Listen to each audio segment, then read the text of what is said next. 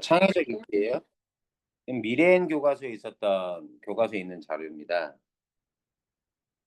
자, 창의적 읽기라는 건 창이라는 말에서 알다시피 창조해내는 거죠. 자, 내용에 대한 이해와 비판. 이해는 아마도 뭐겠어? 사실적 읽기나 추론적 읽기를 통하고 그다음 비판적 읽기가 있겠지. 그걸 바탕으로 독자가 스스로 대안을 구상하면서 글을 읽는 활동. 대부분의 글은 다양한 문제를 제기하고 그에 대한 글쓴이 나름의 해결책을 제시하는데 바람직한 독자는 글쓴이가 제시한 해결 방법을 그대로 이해하기에 앞서 글쓴이의 대안이 적절한지 비판하면서 더 나은 해결 방법을 찾아낸다. 이처럼 글쓴이의 관점에 대한 대안이나 문제 해결 방안에 대하여 창의적 시각에서 다양한 상황에 대해 스스로 해결 방법을 제시하는 독자가 되는 것. 이게 목표입니다. 자, 창의적 읽기의 방법은 뭐냐? 글에 나타난 문제 상황과 해결 방안을 일단 사실 그대로 파악하는 겁니다.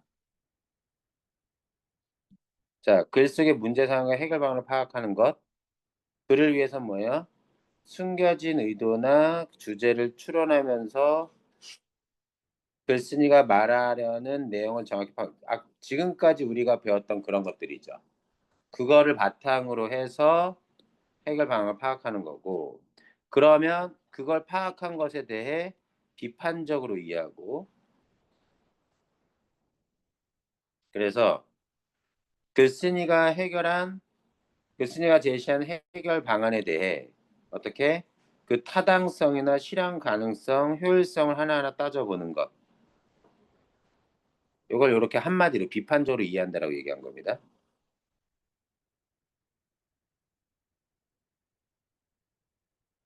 우리 건우는 살아있니? 학교도? 자, 그다음 세 번째 마지막 요게 진짜죠. 새로운 대안 구상하고 제시하기.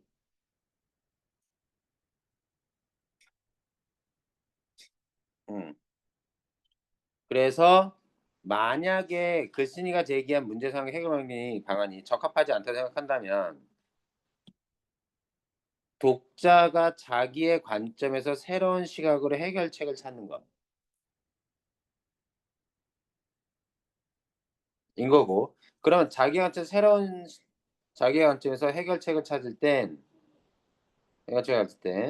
해당 문제 사항에 대한 다른 관점들의 글이나 매체를 활용해서 그것들을 자기만이 생각하는 대안을 찾을 수 있어야 된다는 얘기입니다. 맞아, 맞아. 그래도 오늘 쌤이 이거 한번 읽고 유튜브에서 찾아보냈어요. 요거는 했나요? 이건 안 했겠죠? 푸드 마일리지 이런 거?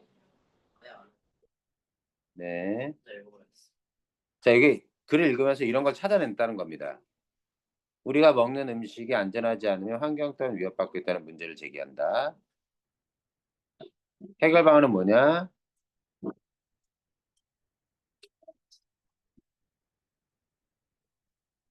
푸드 마일리지와 온실가스 줄임 방법 첫째, 최단 거리에서 재배되는 지역의 음식을 이용하는 것. 둘째, 제철 위주의 음식 위주의 소비. 셋째, 푸드 마일리지 꼭 확인한다. 이런 것들인데 효과가 없을 수 있고 모든 판매자가 정직할 수는 없다고 생각해서 이 해결 방안에 대해 이런 해결책을 그러니까 이거는 그 사례로서 창의적으로 읽는 사례로서 여기 좀 전에 했던 거 다 정리해 놓은 겁니다. 여기는 배제할게요. 안 읽을게요. 육지의 배설물은 바다에 쌓인다. 이 내용을 읽을 건데 읽기 전에 학습 활동을 먼저 잠깐만 들어가 봅시다. 여기 보면 내용 정리는 논설문에 해당되고요. 해양 오염의 심각성과 해양을 방지하기 위한 노력의 필요성. 요건 문제 제시와 그것에 대한 해결책 제시로서 우리가 나타나는데요. 보통 문제집만 해결책 제시. 보통 주장하는 거는 그럴 경우가 많지. 여기 인과 원인과 결과 그리고 문제 해결 구조를 사용해서 글을 전개했다. 과학적 근거 자료를 제시해서 신뢰성을 높였고 흥미로운 일화, 숨겨진 에피소드를 소개해서 흥미를 끌어내는 글이라는데 그건 나중에 좀 더 확인하고.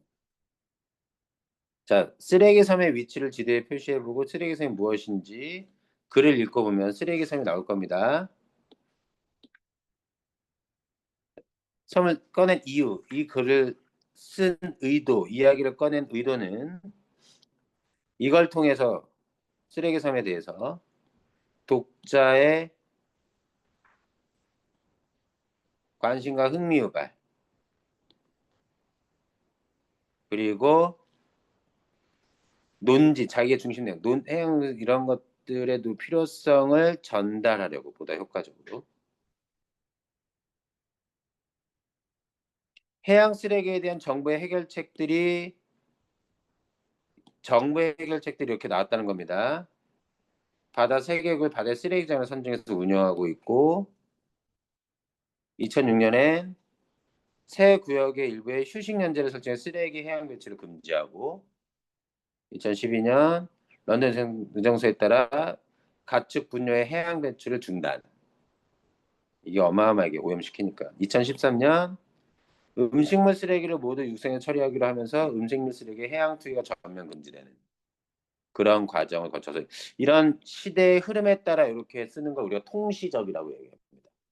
통시적, 시대를 순차적으로 시대의 흐름에 따라 내용을 전개하면서 시대별 변화를 드러내는 걸 우리가 통시적인 내용 전개 방식이라고 얘기해요.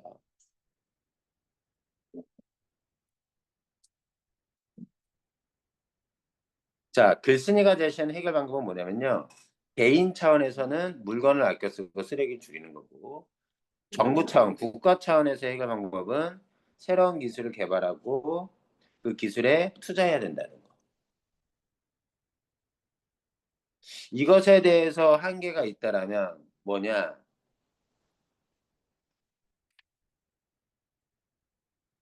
자, 해양오염은 지구적 차원의 추진, 해양오염은 지구적 차원에서 일어나야 되는 건데 단일 국가 차원 그리고 뭐뭐 해야 한다는 막 도덕적 차원에서 그 필요성을 주장하고 있어 설득력이 떨어진다. 어떤 제재, 어떤 벌금이나 혹은 무역에 참여할 수 없는 이런 실효적인 어떤 국가들 간의 약속, 알리백처럼. 그러니까 재생에너지를 사용한 생산물로만이 관세를 부과하지 않고 자유무역을 할 수 있는 것처럼 그런 실효적인 국가 간의 차원의 해결책이 필요한 것 아니냐라고 생각할 수 있다는 거지. 당위적으로 뭐뭐 해야 한다거든. 환경오염은 방지해야 한다의 단지 수준이 아니라 도덕적으로 의무적인 실천 가지고 어떻게 그것들이 적극적으로 시행이 되겠어. 그러려면 뭐 해야 돼? 제재가 돼야 되는 제재가 있어야 되는 기술적인 제재, 정치 어떤 경제적인 제재 이런 불이익이 있을 때 훨씬 더 실효성이 있겠지라는 얘기고요. 개인적 차원에서의 물건을 아껴 쓰라고 하는 건 해양 오염 방지와 직결되는 방안은 아니다. 이 글의 주된 화제는 자원 낭비로 인한 환경 훼손이나 오염이 아니라 왜냐면 아껴 쓰는 건 원래 아껴 쓰는 해결책은 해양 오염 방지로 특화되기가 좀 어렵지. 물건 아껴 쓰기는 자원 낭비하지 말자. 왜? 자원을 많이 쓰게 되면 낭비하게 되면 자연을 훼손하는 오염을 시킬 테니까. 근데 해양 오염에 특화되는 직결된 해결책이라고 볼 수 있느냐? 이거의 주제는 해양 오염을 방지하는 건데 이해됐니 무슨 얘기인지? 그런 의미에서 개인적 차원에서 해결책이 좀 실효성이 떨어진다. 이렇게 볼 수도 있다는 겁니다. 이것들을 소재 개발이 난 거 아니냐. 바다 미세 플라스틱으로 오염이 되는데 그런 것들. 그런 것들을 또 다른 해결책으로 제시할 수 있는 것 아닌가. 유기견 방지 이런 것들 나올까? PC 나오지 않나? 이거 봐봐. 문제 제시, 원인 분석, 그에 대한 해결책. 근데 그 해결책을 자, 그다음 또 유기온 발생의 원인에 대한 해결책으로서 인식표가 있는데 그 인식표가 문제가 있어. 그래서 그것에 대한 또 다른 해결책 이런 것들을 문제 해결식 방법.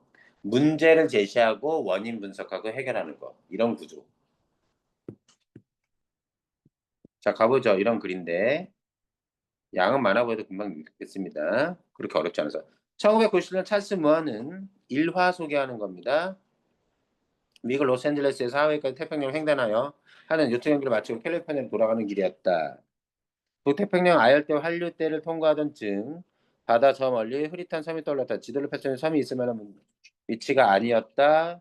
지금 요트가 항해하는 이곳은 태평양 한가운데에서 있는 하와이에서도 미국 서부 연해에서도 가장 멀리 떨어진 태평양의 가장 외딴 지역. 놀랍게도 그가 발견한 건 거대한 쓰레기 섬. 여기에서 일화 소개하는 겁니다. 흥미 유발시키는 거죠.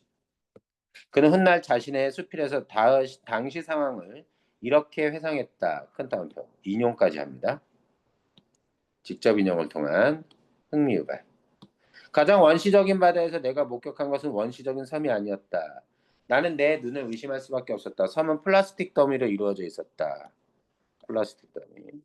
나는 그 일주일 동안 아열대 바다를 건너면서 수많은 페트병과 뚜껑, 포장재 등의 플라스틱 조각을 헤쳐나갔다. 찰스먼은 고무 타이어까지 자동차 계기판 버려진 욕조를 지나치며 플라스틱의 세상을 여행했다.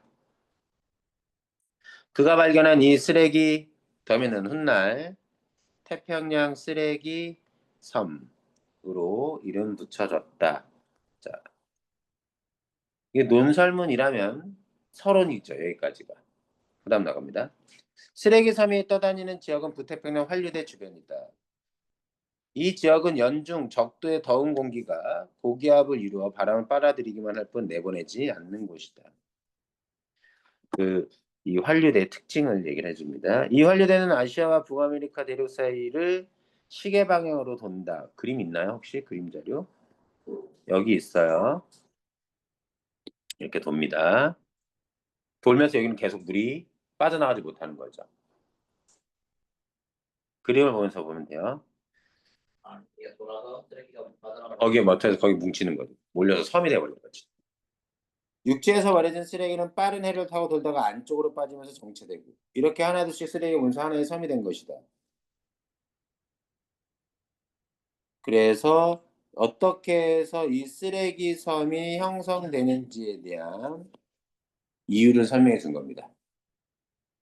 뱃사람들은 이것을 예로부터 무풍지대로 여김을 피했다. 참치나 고래, 상어도 이곳을 꺼렸다. 바람이 없어 생태계가 다른 것과 교류하지 않는 태평양의 사막. 대단히 특징이 원래 그런 지역이었어. 항상 뭔가가 돌다가 그쪽으로 가서 정체되는. 그런데 바로 이곳에 쓰레기 더미가 고립되어 떠다니고 있던 것이다. 과학자들은 찰스머가 발견한 쓰레기 섬을 연구하기 시작했다. 섬의 크기는 아직 정확히 측정되지 않았다. 섬을 이루고 있는 잔해가 대부분 작은 플라스틱이어서 인공위성이나 비행기로는 관찰할 수 없기 때문에 그 규모가 측정되지 않았고요. 가까이 가서 보지 않는 한 정확한 규모를 알 수 없었다. 그래서 과학자들은 일부 표본을 토대로 규모를 추정했는데 작게는 70만 제곱킬로미터에서 크게는 1,500만 너무 편차 큰 거 아니야? 에 이르는 것으로 보고 있다. 태평양 면적의 0.4%에서 8.1%에 이르는 크기 너무 큰데. 태평양 쓰레기 섬의 쓰레기들은 모두 인간이 버린 것들이다. 우리가 버린 쓰레기들도 남해나 동해를 지나 이곳으로 흘러들었을 것이다. 그래서 인간이 버린 것, 우리도 버린 것이 그곳으로 갔을 거다. 우리가 버린 것도. 자, 중간이 육지의 쓰레기는 육지로, 바다의 쓰레기는 바다로 버리는 게 원칙. 우리나라도 또한 이 원칙을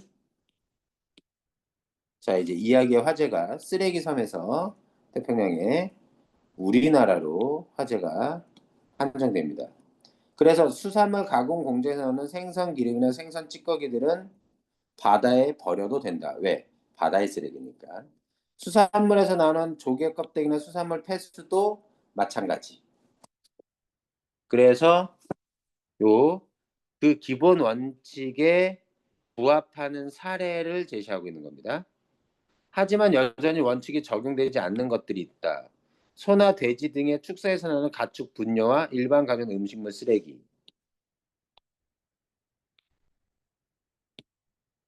얘네들은 뭐예요?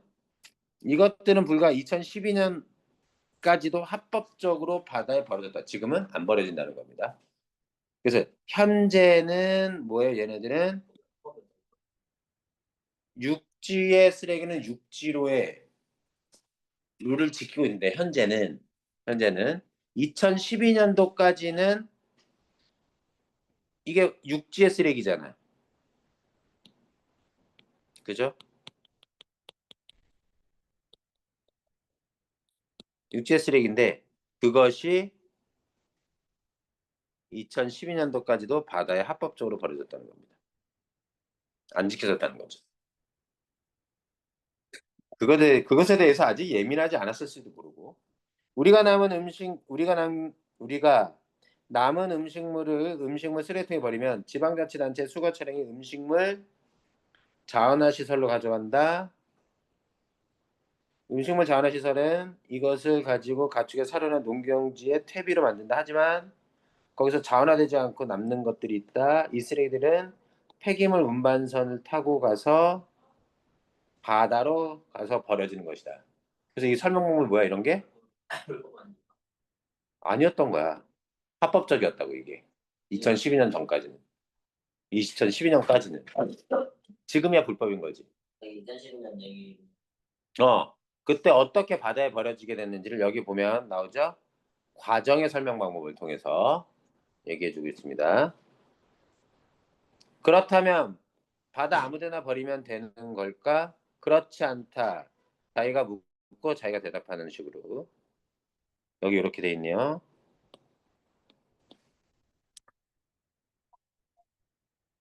정부는 1993년부터 동서해 연안에서 멀리 떨어진 바다 3개 구역을 바다의 쓰레기장으로 선정해 운영하고 있다. 자, 여기.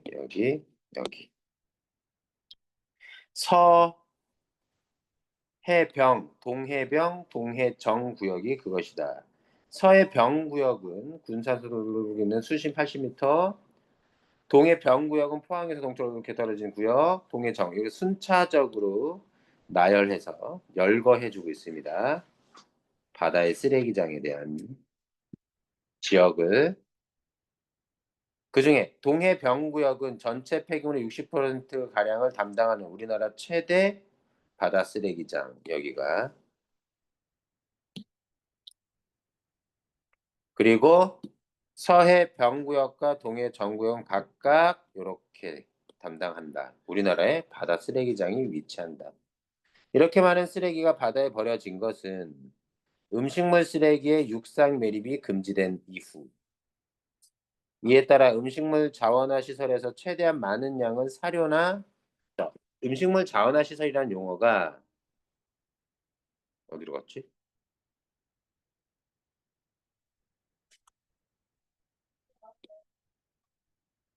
음식물 쓰레기를 자원화한다는 뜻이니까 저처럼. 자원을 그래서 뭘로 재활용하고 있잖아. 사료로. 사료나 퇴비로. 사료나 퇴비가 자원화하는 거지. 근데 기술 부족 등의 이유로 성공하지 못하고 바다에 버려진다. 자, 어쨌든 자, 그 음식물 쓰레기의 육상 매립이 금지됩니다. 육지가 오염되기 때문이죠. 그렇겠죠. 그 이후로 바다에 버려져요.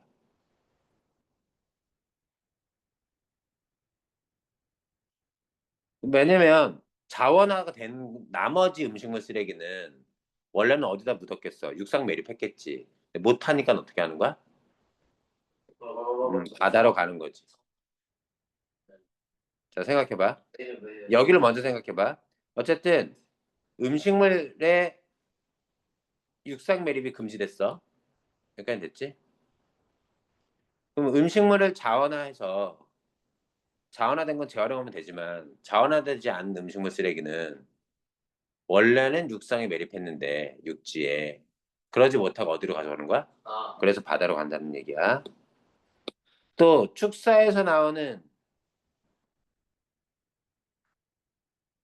분뇨를 깨끗이 하는 정화시설도 많이 짓지 못했다. 힘이 들더라도 환경 정화를 위해 새로운 기술을 개발하고 투자하는 대신 바다에 버리는 손쉬운 방법을 택한 우리에게 잘못이 있다. 자, 원인이 자, 그래서 바다에 많이 쓰레기가 버려진 이유는 뭐냐? 여기서 보면 기술 부족 등, 기술 부족 등의 이유. 환경, 즉 정화 시설의 부족. 그러면 우린 뭘 했었어야 됐다. 원래는 새로운 기술 개발하고 투자했었어야 됐다. 그러지 않아서. 그런데 비상이 걸렸다. 우리나라도 런던 의정서에 따라 해양 투기를 전면 중단해야 하는 상황에 이른 것이다. 우리나라는 국제사회에서 2012년부터 가축 분뇨의 해양 배출을 중단하겠다고 약속했고, 이어서 2013년에는 음식물 쓰레기도 모두 육상에서 처리하겠다고 공언했다. 따라 결국 2014년부터 해양 투기가 전면 금지. 이에 따라 정부는 1억 2천만 톤의 쓰레기를 육상에서 처리하기 위해 동분서주하고 있다. 지금은 육지의 쓰레기는 육지로, 바다 쓰레기는 바다로. 이게 되는 거고, 이거를 잘 차분하게 정리해 준 게 여기입니다. 정부 해결책.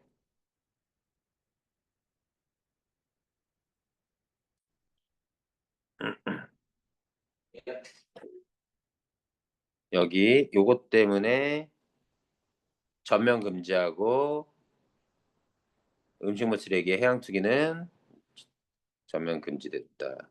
바다의 쓰레기는 93년도부터 운영해 오고 있고 이때 운영을 했었던 이유는 바다에 버렸기 때문에 음식물 쓰레기를 그 전에는 모르죠. 이런 바다의 쓰레기장이 있었잖아. 바다의 쓰레기장에 음식물 쓰레기를 버렸던 거죠. 육지에서 나온 음식물 쓰레기를 지속적으로. 그죠? 네. 했는데 요때 2012년 이것에 따라 우리는 약속했고 그로부터 이제는 바다에 버리지 않게 된 겁니다.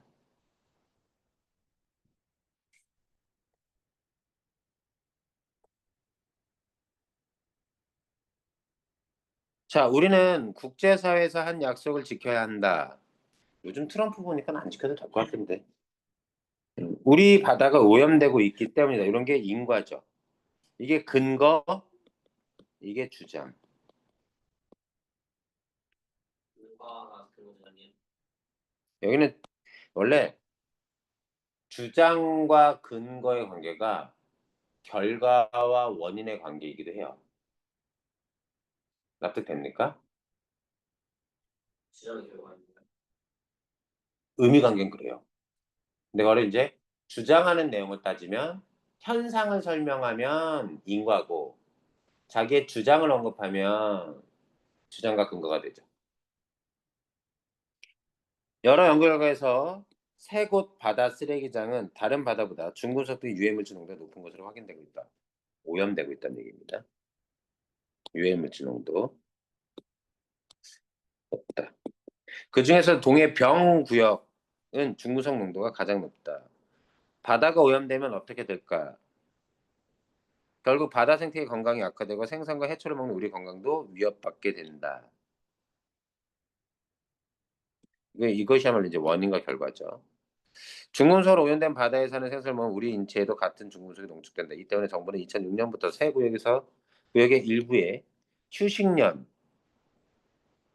설정하여 해양 배출을 금지했다. 시간이 되게 뒤죽박죽이죠. 글에 쓴 내용이. 그래서 뒤에 학습활동에서 설명해 줬습니다. 정리했으니까 그거 꼭 보세요. 휴식연제 덕분에 오염 물질이 줄어들긴 했지만 아직도 납이나 카드뮴의 중수 농도가 미국 해양대기관리처의 기준을 초과하고 있다는 게 정부의 설명입니다. 아직도 그 쓰레기장이라고 하는 그곳의 중금속 농도가 지나치게 높다. 마지막. 그 줄어들었지만 음, 어, 여전히. 어, 네, 음, 쓰레기를 버렸잖아요. 음. 물에서 그거를 빼지 않는데 어떻게 그게 줄어들죠? 오염물질이. 자연 분해되거나, 어? 시간이 지나면서.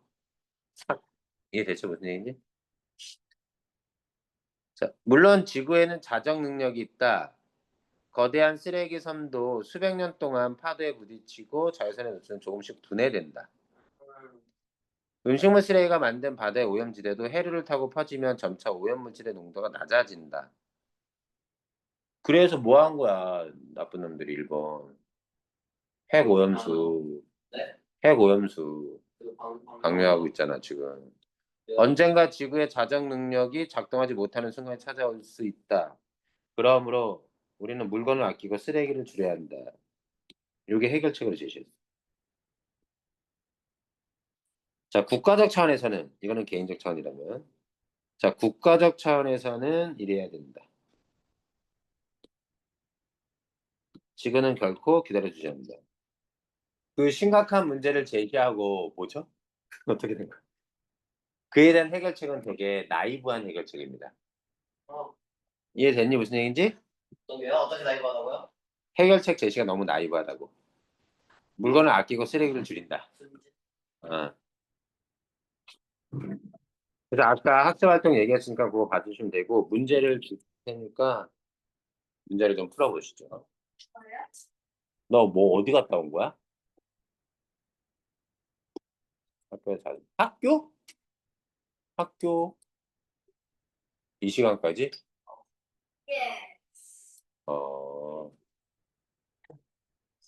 자, 문제를 어떻게 해서 프린트를 뽑아주면 돼? 제1고 육지의 배설물. 육지의 배설물은 문제가 그렇게 많지는 않아.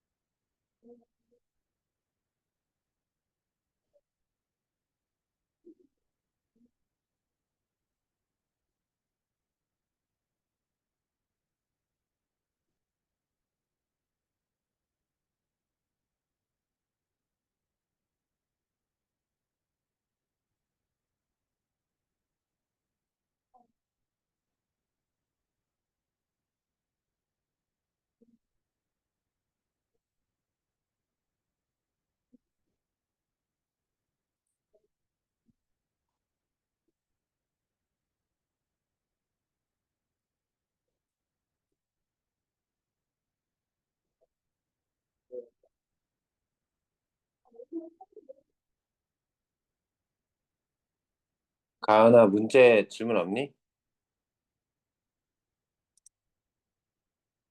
질문 받을 수 있을 것 같아.